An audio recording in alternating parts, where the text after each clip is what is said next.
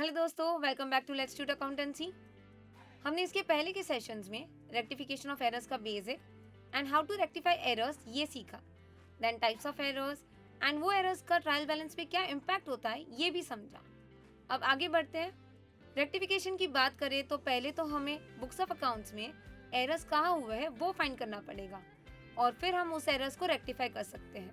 So the errors can be detected at any one of the following stages. Stage 1 trial balance बनाने से पहले, stage 2 trial balance बनने के बाद but before preparing final accounts, and stage 3 final accounts बनने के बाद। तो आज के इस सेशन में हम स्टेज 1 के बारे में समझेंगे, that is rectification of errors before preparation of trial balance. आगे बढ़ने से पहले अगर आप हमारे चैनल पे नए हो तो चैनल को सब्सक्राइब जरूर करें एंड बेल आइकन प्रेस करना ना भूलें। And do check out our website www.letsshoot.com जहाँ पे अकाउंट्स, टैली, जीएसटी ऐसे कई सारे बेस्ट ऑनलाइन कोर्सेज अवेलेबल है एट वेरी अफोर्डेबल प्राइसेस। चलो अब समझते हैं how to rectify errors before preparation of the trial balance. We will take examples to understand it better. First, office rent paid ₹18,000 recorded twice in the books. Let's rectify this by the method of wrong, reverse and correct entries and then rectified entry. तो यहाँ पे correct entry क्या होगी?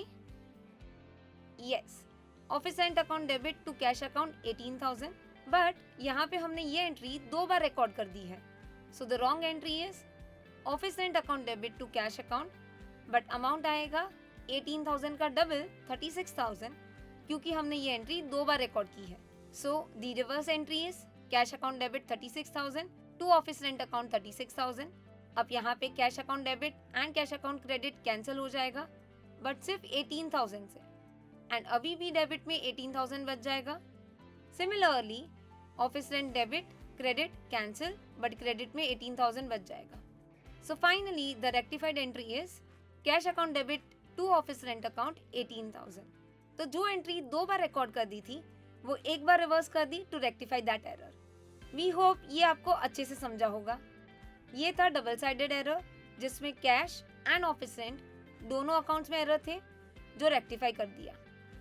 Let's see the next one. Electricity paid ₹1,200 but posted to electricity account ₹1,000। यहाँ पे correct entry क्या है? Electricity account debit to cash account 1,200, but गलती क्या हुई है?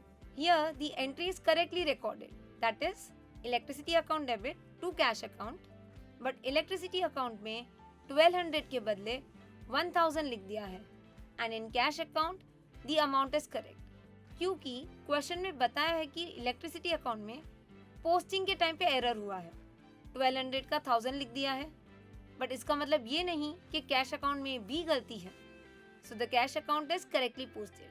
अब इसकी रिवर्स एंट्री होगी cash account debit 1,200 to electricity account 1,000। Reverse plus correct entry combine करें तो cash account debit and credit cancel, electricity account भी डेबिट क्रेडिट कैंसिल होगा, बट इलेक्ट्रिसिटी अकाउंट में अभी भी डेबिट में ₹200 बच जाएगा।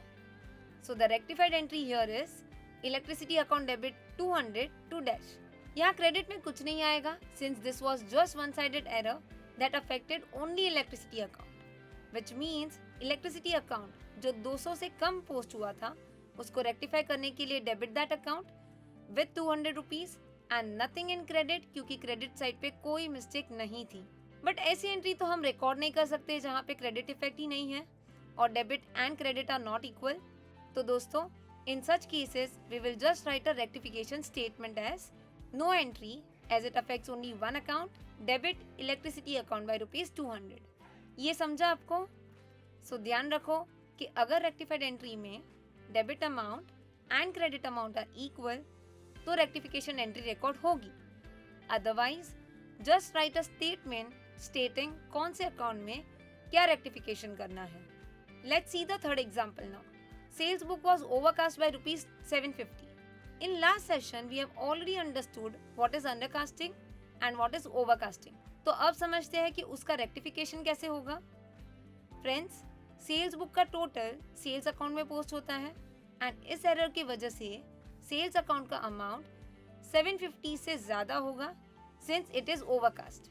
Now can you tell us sales account has a debit balance और credit balance? Yes, credit balance. तो क्रेडिट बैलेंस जो 750 से ज़्यादा होगा उसको कम करने के लिए डेबिट सेल्स अकाउंट। तो रेक्टिफिकेशन एंट्री होगी sales account debit 750 to dash. Again यहाँ पे कोई क्रेडिट इफेक्ट नहीं है since error was only in one account which needs rectification. So what we will do now, just write a rectification statement, no entry as it affects only one account, debit sales account by ₹750। दोस्तों, अगर कोई account overcast हुआ है तो उसको rectify करने के लिए उस अकाउंट के रिवर्स साइड पे इफेक्ट हो। जैसे कि if salary account is overcast which has a debit balance, तो उसको रेक्टिफाई करने के लिए जितना एक्सेस अमाउंट है उसे क्रेडिट करो। If creditors account is overcast, इसका क्रेडिट बैलेंस होता है, तो उसे रेक्टिफाई करने के लिए डेबिट करो। एंड अगर कोई अकाउंट अंडरकास्ट हुआ है then give the effect on the same side. For example, purchase account is undercast, now it has a debit balance. अगर डेबिट साइड कम टोटल हुआ है तो उसको बढ़ाने के लिए डेबिट ही करो ताकि सही टोटल आ जाए। If interest received account is undercast, इस अकाउंट का क्रेडिट बैलेंस होता है, तो उसको रेक्टिफाई करने के लिए जो अमाउंट से वो कम टोटल हुआ है उस अमाउंट से उसको क्रेडिट कर दो to get the correct total. So summarising this, if any account is overcast मतलब कि उस अकाउंट का टोटल एक्चुअल टोटल से ज़्यादा है, तो वो एक्सेस अमाउंट से उस अकाउंट के रिवर्स साइड पे इफेक्ट दो। And if any account is undercast which means reported total actual total से कम है, तो जितने अमाउंट से कम है उतने अमाउंट से सेम साइड पे इफेक्ट दे दो to rectify the same. Do note here, ये सारे एरर्स वन साइडेड एरर है affecting that particular account only. तो अगर रेक्टिफिकेशन ट्रायल बैलेंस बनने के पहले हो रहा है तो इनकी रेक्टिफिकेशन एंट्री नहीं आएगी, सिर्फ एक स्टेटमेंट आएगा ये बताते हुए कि एरर्स को रेक्टिफाई कैसे करना है। उम्मीद है आपको ये ओवरकास्ट एंड अंडरकास्ट का रेक्टिफिकेशन अच्छे से समझा होगा क्योंकि ये बहुत इंपॉर्टेंट है। So now this example is for you to try. Commission received of ₹3000 is posted to debit side of commission account. इस एरर को कैसे रेक्टिफाई करेंगे? Give your answer in the comment box below. So friends, ये थे rectification of errors before preparation of the trial balance. Next session में हम समझेंगे concept of suspense account and rectification of errors after preparation of trial balance. So stay tuned. Don't forget to like, share and comment and do subscribe to the channel and press the bell icon to get notification of new videos. हमारी website www.letstu.com पे भी कई सारे online courses available है, do check that out. तो मिलते हैं अगले सेशन में। Till then keep watching, keep learning. Thank you.